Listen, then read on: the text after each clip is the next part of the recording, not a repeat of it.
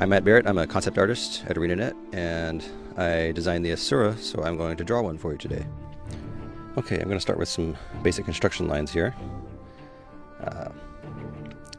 Sort of feeling out, I kind of know where the head needs to be, so I'm just sort of feeling out my awareness of the space here.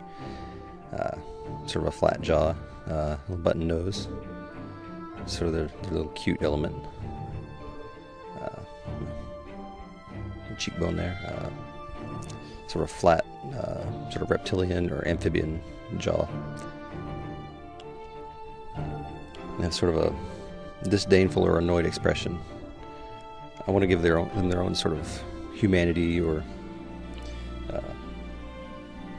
just a certain set of emotional cues. They're very complex. They're not just creatures.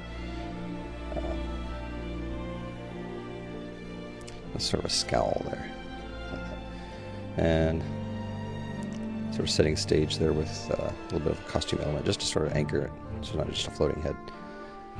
Just sort of a plain basic hairstyle. I'm not going too crazy here. It's mostly about the expression and construction I'm interested. So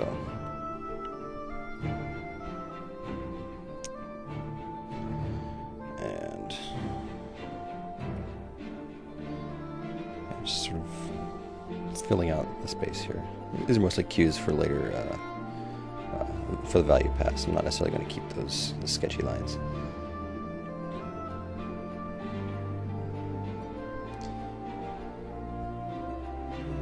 Just kind of establishing what I want to keep there. And I've run out of space there, so I'm making some room. I'll clean that up in a minute.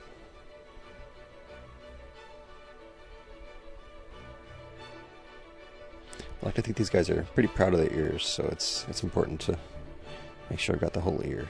They're cave dwellers, so they're originally.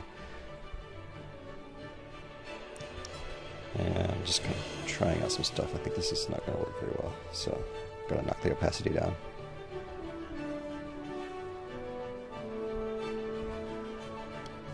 And yeah, that is it. So I'm just going to go ahead and fill out some of the mass, sort of get a neutral tone to push and pull my lighter and darker values from. It'll help just sort of establish my awareness of this, the way it occupies the space. So just sort of a base primer layer, if you will.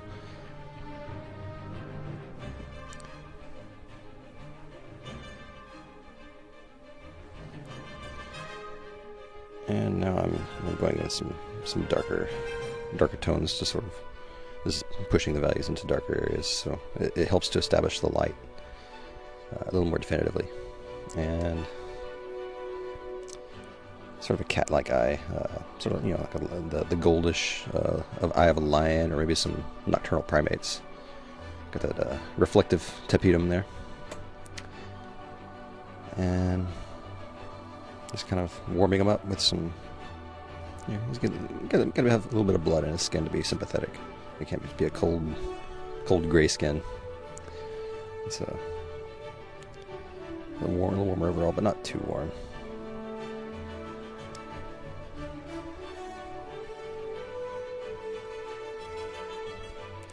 And when I do that, I'm kind of giving an idea of where I still have areas unpainted, where it's sort of a full white. I don't want to leave too many areas like that.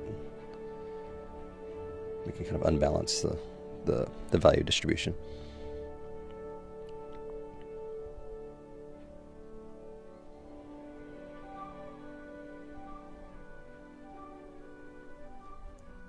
Now I'm just kind of leveling everything out into a consistent level of polish for just a certain mid-level rendering.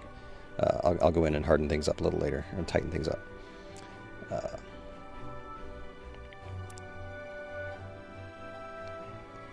Sort of defining more subtle elements of the facial expression. It's a little tricky with, especially around the eyes. I'm going to get to that later. It's very, very subtle changes can completely change the expression. So I'm defining this cheekbones a little more of a intense scowl. He's not a nice guy. A little darker around the eyes, a little more sinister.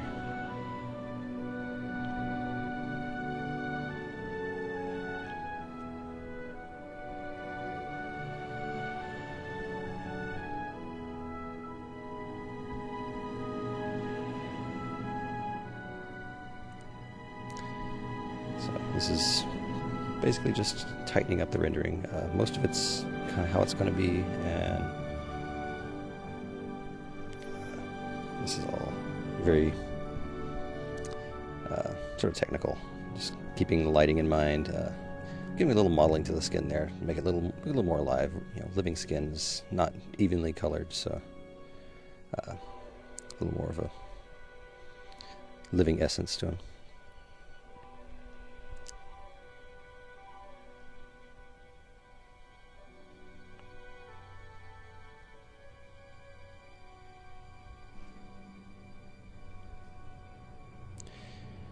I like the interior of ears, especially there. It's nice, sort of shiny skin. It's sort of a treat, a treat to paint. Everybody likes painting shiny things.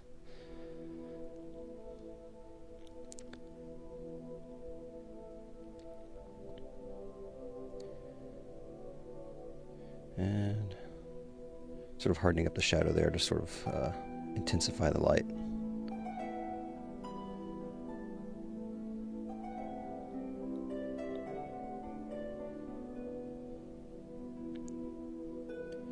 Cleaning up that edge, it gives a little more thickness to the ear. Also cleans up a little bit of a sketchy line there. But yeah, here's the shiny ear. It's sort of oily and smooth skin in there. I love painting different types of skin. It's very enjoyable.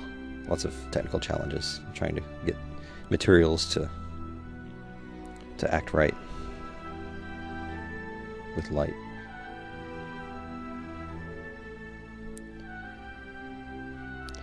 And getting the detail in the interior of the face, there's not a lot of room there, so I had to decide what to keep and what not to. So I can't have too many creases or folds, or else it gets really, really busy, and you sort of lose the expression.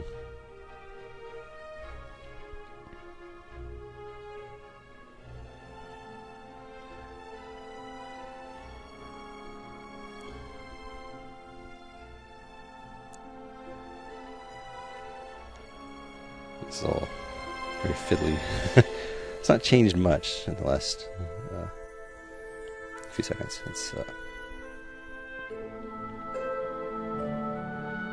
And it's just about finished. Just kind of cleaning up the edges. There we go. It's done. And that's how to draw an Asura.